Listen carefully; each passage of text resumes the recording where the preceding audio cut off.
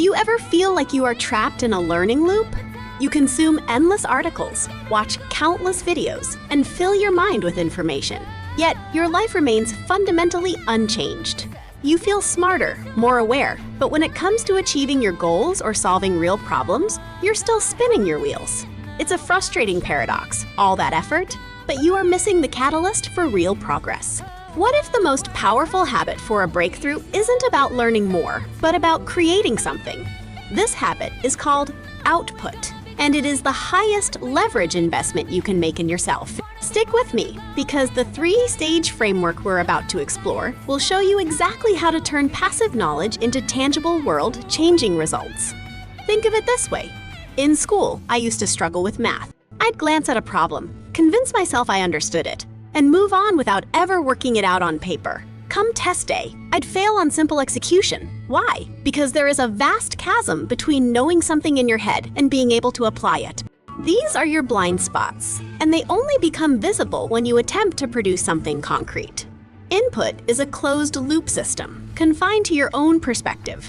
Output, however, is an open-loop dialogue with reality. It's how you get genuine feedback. When you try to explain an idea or build a project, you immediately discover the flaws in your logic and the gaps in your understanding. These moments of struggle are not failures.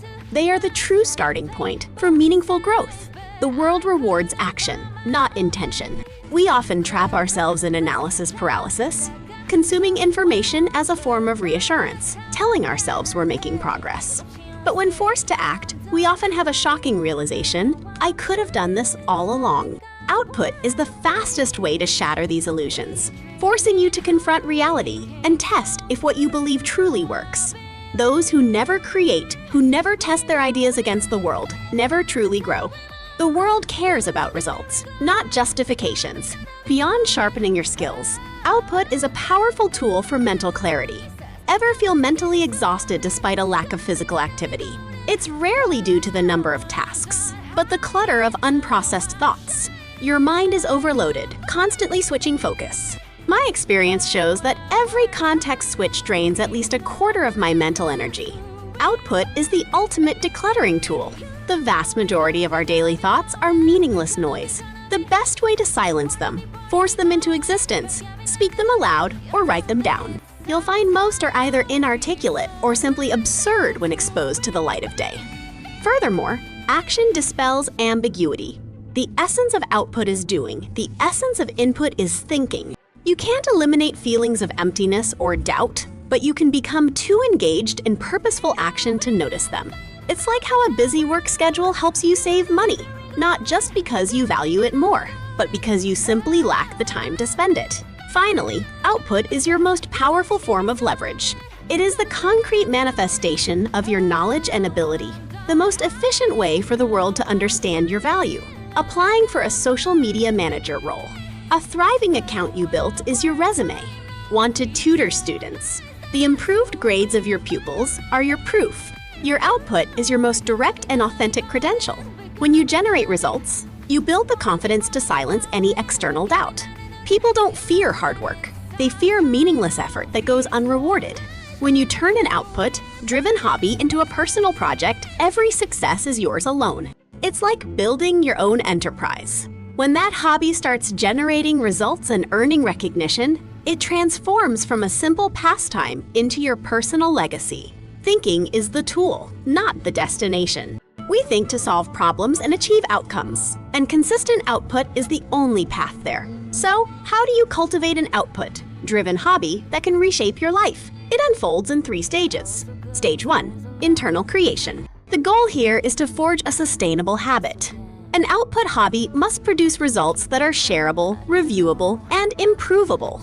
List everything you love doing, activities you can lose yourself in for hours.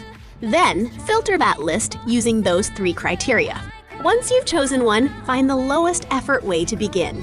If you want to make videos but lack equipment, start with simple text-based slideshows. If your content solves a real problem, the production value is secondary.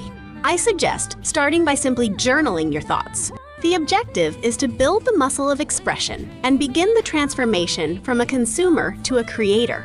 Stage 2, external validation. This is where you step into the arena.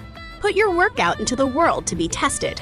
Do not let the fear of imperfection paralyze you. To solve problems for others, others must first see you. Start by creating a public profile and sharing what you've been working on internally.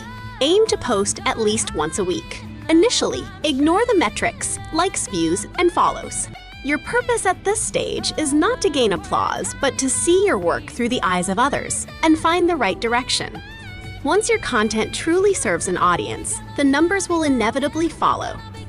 Stage 3, rapid iteration. This is where true growth happens. The gap between amateurs and experts isn't their starting point, it's their speed of iteration based on feedback. Analyze the data from stage 2. If your movie reviews get more engagement, double down on that. If your editing is weak, focus on improving that skill. Reverse. Engineer successful creators in your niche. Study their titles, their structure, their calls to action, and their topic selection. Then, begin building your portfolio.